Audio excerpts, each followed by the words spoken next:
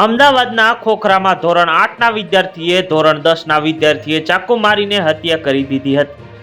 Seven day સ્કૂલમાં ધક્કામુક્કી જેવી સામાન્ય બાબતે આ ઘટનાને અંજામ આપવામાં આવ્યો હતો.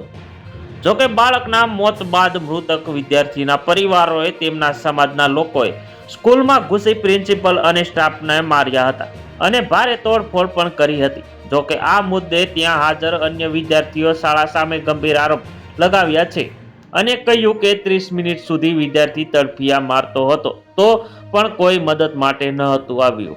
શાળાના એક વિદ્યાર્થીએ જણાવ્યું કે ઘટના સ્થળે સિક્યોરિટી ગાર્ડ અને કેપ્ટી ટીચર હાજર હતા, તેમ છતાં કોઈ મદદ માટે નહોતું આવ્યું.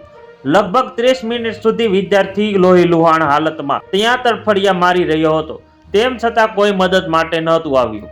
હુમલો કરનાર છોકરો તો તુરંત ત્યાંથી જ પેટમાં ચાકુ ભોંકીને ભાગી ગયો હતો, પરંતુ આ વિદ્યાર્થી લોહી નીકળવાના કારણે બેભાન થઈ ગયો હતો. હું અને મિત્રો તરત જ ત્યાં પહોંચ્યા અને તેને રિક્ષામાં બેસાડ્યો હતો.